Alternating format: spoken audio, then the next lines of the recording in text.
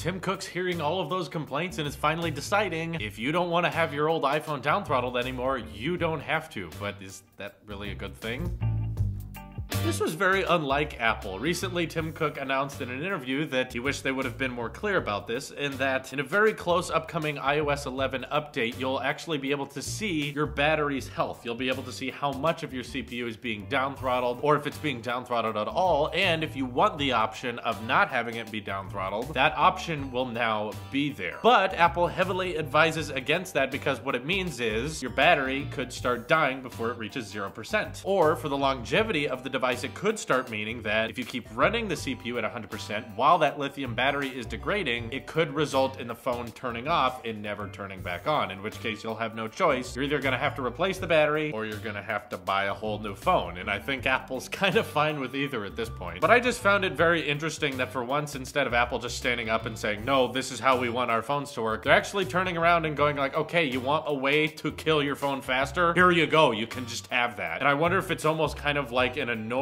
point of view now. They're tired of arguing this. They're like, oh, so you're so annoyed with us for trying to let your phone live a few more years? Fine. You want to kill your phone earlier so you have to buy a new one? Be our guest. But at this point, I feel like because of all the lawsuits Apple is dealing with, they kind of have no choice but to take some actions, because some of the arguments coming up against Apple kind of make sense to me. I've never had a big issue with Apple down throttling phones because, for one, I've always been buying kind of recent phones. And to me, it's been kind of common knowledge that if your iPhone or any piece of technology is old, it's not going to run as fast. Batteries wear down, CPUs wear down, and your phone's going in and out of your pocket, you're throwing it around. It's dealing with a lot of stuff over the course of a couple years. Yeah, any piece of technology will get slower. I thought that was just common knowledge. I didn't think they were intentionally slowing them down, but when they issued the statement as to why they do that, I was like, oh, yeah, that makes sense. I'm glad they do that now. Because otherwise, they would have to put up with more complaints, as they were with the iPhone 6. The reason this whole down throttling thing started was because a lot of people who had their iPhones left in the cold quite often, or were using their iPhones for many, many years, the lithium batteries on the inside were degrading and resulted in the phone dying way, way, way before it reached 0%. They were saying that your phone would die when it reaches 20%, 30%, and in some cases even 40%. And between the options of having the CPU run a little bit slower versus having the phone battery die literally at 40%, yeah, I was gonna take the slower CPU option. And Apple is not really one known for customization, so it made sense to me that they would be like, no, you cannot intentionally destroy the phone before it's supposed to die, so yeah, your CPU is gonna be slower. But most of the lawsuits are coming from a different point of view, because a lot of people on Apple customer support or in Apple stores were complaining that their phone was getting slower, and apparently a lot of Apple employees and Apple customer support were not telling them if you were to just replace the battery, all of these problems would be solved. Again, it was a theory for a lot of people, and I actually knew a lot of people that would change out their battery in their phone for the sake of it running faster, or that would solve all the problems. But I also knew taking apart your phone and taking out the Apple certified battery and replacing it with a third-party one usually resulted in something bad, so I just never recommended people to do that. But it turns out now that a lot of the time Apple would be saying, we don't know why it slows down, when in actuality Apple was the one slowing it down, but for good reason. A lot of people feel on either side of this debate. I interact with a lot of people who happen to believe that Apple did the right thing, and the reason they weren't upfront about the down throttling was just because you're a business and you're trying to sell products, and you do not want to announce terrible things or detriments about your phone. When you're advertising your product and you want to talk about all the great things it can do, you don't want to bring up all of its faults or things you're going to have to deal with later. For instance, they'll usually say if your iPhone has the most amount of storage, it has 256 gigabytes. But when you buy it, you'll find out it's actually more closer to 240 because a lot of that solid state is saved for the OS and for cache files. So similarly, I think the idea that lithium batteries degrade over time and that the phone adapts to that by slowing down the CPU is perfectly reasonable, but it's also not something Apple's just going to announce to everyone constantly. Could Apple have been a bit more transparent about, hey, if you replace your battery, just bring it to us, it'll solve the speed issue? Yes, I think that was something they probably could have handled better, but they are addressing it now, and they've made it cheaper, and now even Office Depot is offering to replace your phone's battery at an even lower price at $28. So as someone who is still using Apple devices that are insanely old, I've used original iPhones that still work to this day. There's a Macintosh Classic 2 from the 90s that still works, that my family used to use when I was little. I know that Apple has best interest for phones lasting a long, long time. And that's why I guess I was never bothered by the down throttling issue. It was just because I don't think it should be an option for you to turn off down throttling. I guess giving more options to the user is great, but I feel like all the people who are going to turn off that option are literally just going to kill their iPhones faster, and the people who are upset by the down throttling are usually people who want old iPhones to keep working, right? So if you care about your iPhone's longevity and you want it to keep lasting, why do you want to kill it faster? I don't understand that argument. I also don't think people should be surprised that Apple has a bias towards users who spend more money on iPhones in general. People who buy a new iPhone every single year, Apple's going to cater to them more. So for people saying that we should have removable batteries in iPhones, while I know a lot of people who would like that, I think that Apple trying to make a more uniform, concrete build that's more solid body, that doesn't have snap open parts, or perhaps waterproofing and wireless charging are far more doable when you have a solid device without a removable battery. Apple's going to cater to those people because Apple is not a person. They are a company. They have to make money. They have to pay their employees, meaning that the people who pay Apple a lot more have more priority over the people who want to buy an iPhone and have it last 4 years. Apple cares about them, and that's why they did this down throttling thing. I wish everyone would keep that in mind. If Apple wanted you to buy a new iPhone every year and then wanted to force you to do that, they should have just done nothing and forced all these iPhone batteries to die early, or Apple could just refuse to replace the battery. Keep in mind, that was still an option for them. They could just say, no, we don't replace batteries, you just have to buy a new phone. All of these things are still possible, but because Apple cares about how long their phones last, they down throttle the CPU so that the battery life issue wasn't as big a problem, and now they're gonna give you the option to kill it faster because so many people are demanding it. A recent poll I saw said that 56% of iOS users would actually keep the down throttled CPU for the sake of the iPhone lasting longer. While that's just a little bit over the majority, that's still quite decisive. So iOS users are very split on this matter, and quite a large number would choose to turn off the down throttling, but I'd actually be very curious to see if that number changes after Apple releases this iOS update that will allow that. Perhaps when people start seeing that their phones die at 20, 30, 40%, I could definitely see that getting even more annoying and having them go, okay,